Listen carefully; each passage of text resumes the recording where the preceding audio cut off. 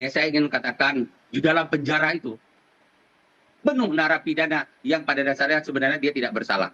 Tetapi karena dia tidak berdaya dalam menghadapi proses hukum, jadilah dia bersalah.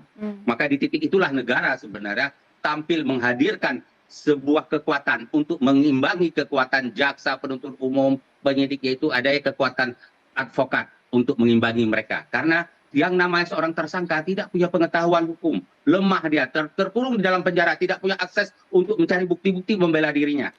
Nah, adanya pengacara di situ adalah untuk menegakkan kebenaran dan keadilan. Itu pengacara sebenarnya profesi mulia, seandainya dijalankan dengan mulia. Masalahnya sekarang adalah kita sudah memperlihatkan, mempertontonkan pengacara itu harus kaya raya, tampil dengan sangat mewah, wow, dreng gitu ya. Bukan lagi tampil dengan kemewahan pikiran dan ide-ide dan nurani, tapi tampil dengan kemewahan yang melekat di aksesoris. Dan itulah yang kita sayangkan. Padahal profesi pengacara ini sangat mulia. Nah, sekarang tapi apa yang harus dilakukan ini jika kita harus kembali lagi? Saya ingin sampai. Ini kita sudah mengajukan eksepsi secara pribadi. Seingat saya itu hampir 19 halaman. Salah satunya apa, Pak? Salah satunya ya nanti didengarkan hari Selasa, tapi itu luar biasa sekali. Nanti saya kasih Anda semua. Yang menjadi eksepsi Nikita saya kasih, menjadi eksepsi kami dari pengacaranya Nikita. Ada sekitar 120 halaman. Mungkin yang dari Abang sendiri sebagai kuasa hukum, yang 120 halaman itu poinnya apa, Pak? Banyak. Salah satunya nanti hari Selasa. Akan Anda dengarkan, karena itu saya akan baca secara keseluruhan. 120 halaman saya akan baca, hanya beberapa poin-poin yang tidak akan saya baca karena itu adalah bagian dari yang sudah dibacakan jaksa. Tapi hal-hal yang belum pernah dibacakan jaksa akan saya bacakan secara keseluruhan. Total adalah 120 halaman. Ibu Rike Wia Pitaloka sudah mewakili fans Nikita Mirzani. Cie, pakai ngeludah-ludah segala. Kenapa ngeludah? Panas. Kenapa jagoan lo baru kebuka? Punya itu yang harus dirawat sama Novi Pratiwi. Makin gerah kan, makin puspa kan palelu. Besok udah sidang lagi, perdata maju ya. Wan prestasi. Pidana maju juga. JPU ada yang kebongkar juga. Semuanya kebongkar, nggak usah capek-capek, nggak usah pusing-pusing. Udah pasti kebongkar semua. Ya. Udah nggak usah ngeludah-ludah, simpen ludah lu buat nanti kalau jagoan lu kalah. Besok adalah sidang eksepsi dari Nikita Mirzani. Dia didakwa memeras Dr. Reza Gladys sebanyak 4 miliar rupiah. Jaksa menjerat dengan pasal 27B Undang-Undang ITE dan TPPU. Artinya ini bukan sekedar ancaman, tapi soal aliran uang haram.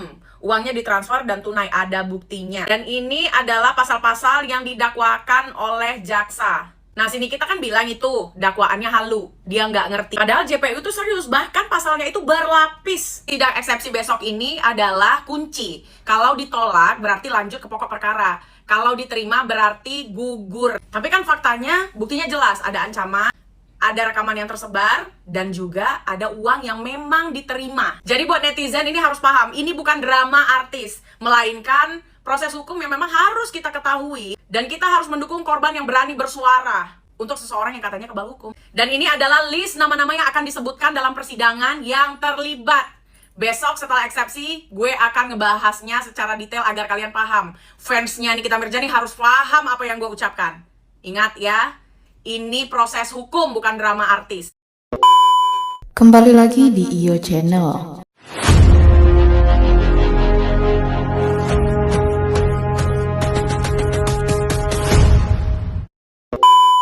Baiklah, kali ini saya akan membahas tentang Reza Gladys dipastikan hadir, pihak Nikita Mirzani ditantang siapkan ini di sidang besok. Untuk selengkapnya simak video berikut ini. Selasa 24 Juni 2025, Pengadilan Negeri Jakarta Selatan jadi panggung sidang perdana Nikita Mirzani atas tuduhan pemerasan terhadap Reza Gladys. Agendanya, pembacaan dakwaan oleh Jaksa Penuntut Umum. JPU. Tapi begitu JPU mulai bacain isi dakwaan, Nikita sampai geleng-geleng kepala. Bukan karena takut, tapi menurutnya isi dakwaannya banyak yang dihilangkan dan membalikan fakta. Menurut jaksa, Mail, yang notabene adalah asisten pribadi Nikita, dituduh lebih dulu menghubungi Reza Gladys untuk urusan pemerasan.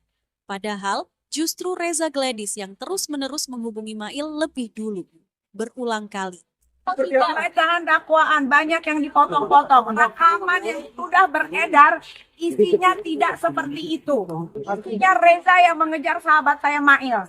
Ya, tidak pernah Mail yang selalu aktif menghubungi Reza, tapi Reza yang menghubungi Mail terus. Lebih janggal lagi, Nikita tidak pernah meminta uang. Justru uang itu diberikan sendiri oleh Reza Gladys. Padahal saya tidak pernah meminta uang dia yang memberikan. Uang itu cuma-cuma.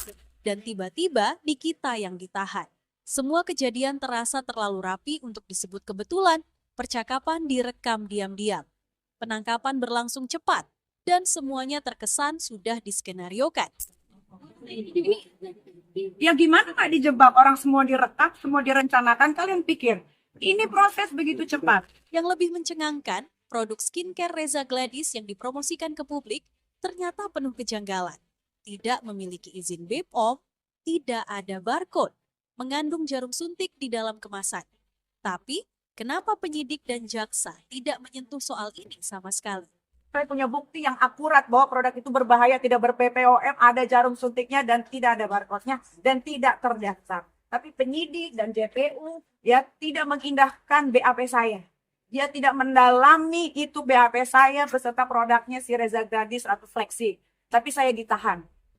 Bukan hanya itu, berita acara pemeriksaan, BAP, Reza Gladys kabarnya diubah hingga 4 kali selama proses pemeriksaan. Padahal, bukankah berita acara pemeriksaan seharusnya final dan sahih sejak awal?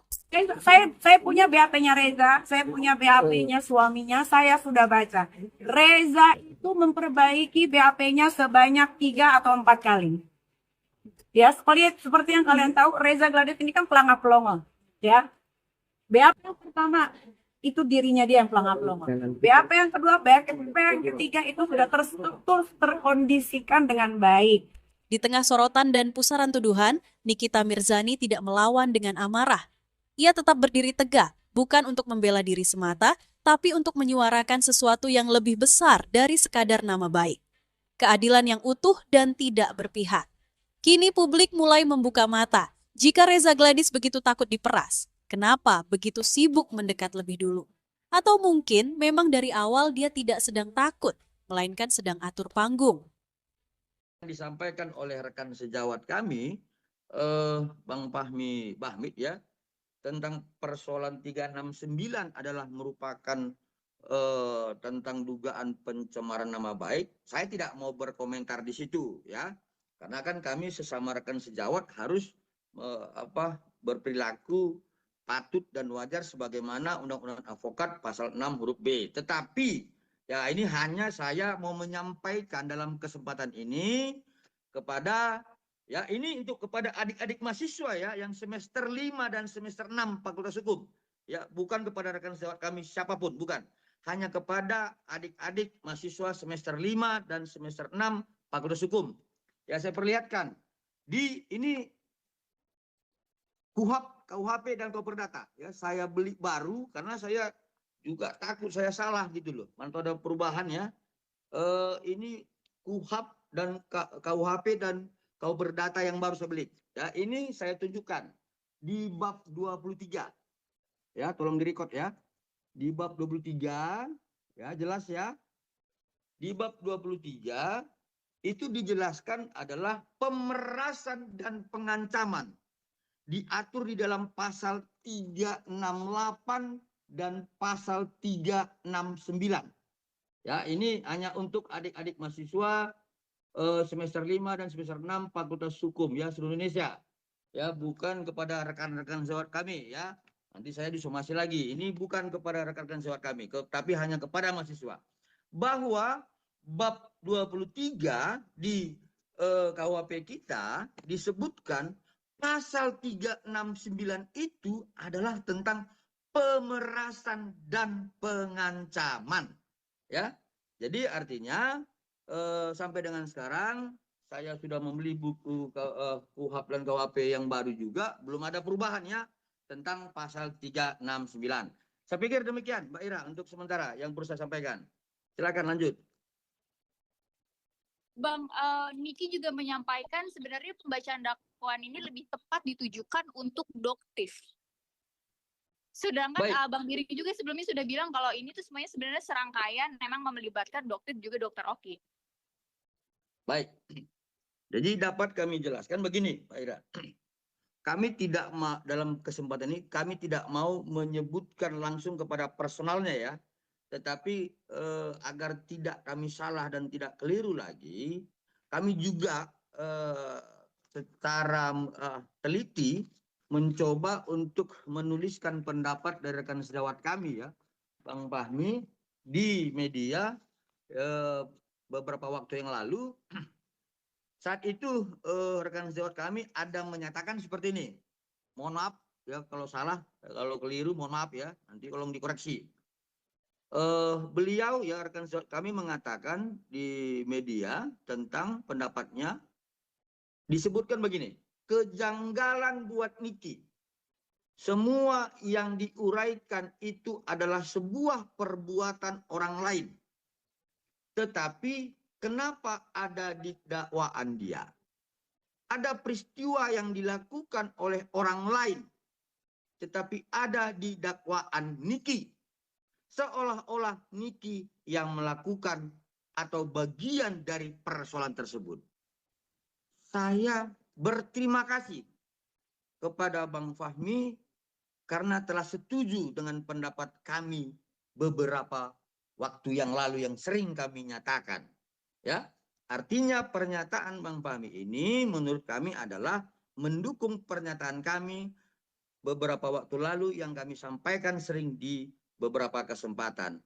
Karena kami menduga kuat bahwa terdakwa Nikita ini bukan orang yang bertanggung jawab utama. Tetapi terserah. Ya, kami menyampaikan terserah. Silakan ya, kalau mau pasang badan ya monggo. Tapi kalau misalkan untuk mengungkapkan fakta-fakta persidangan yang sebenarnya, ya silakan juga. Itu akan dapat memperingan nanti ya. Kami harap seperti itu. Sengkarut permasalahan hukum yang menyeret nama selebritis Nikita Mirzani dan seterunya Dr. Reza Gladys kini telah tiba di tahap persidangan. Ya, baik perkara pidana terkait laporan Dr. Reza Gladys untuk Nikita Mirzani maupun gugatan perdata One Prestasi yang dilayangkan oleh Nikita Mirzani. Semua telah sampai di babak penghujung. Namun yang menarik, kedua persidangan itu akan digelar di hari yang bersamaan, yakni pada tanggal 1 Juli 2025 mendatang. Dan tak kalah mencolok perhatian, Dr. Reza Gladys kali ini tidak bisa lagi untuk absen dari muka persidangan, lantaran diwajibkan untuk hadir dalam agenda mediasi gugatan perdata. Lantas, seperti apakah persiapan pihak Reza sebelum hari itu tiba? Serta benarkah Reza benar-benar akan hadir dalam sidang mediasi tersebut?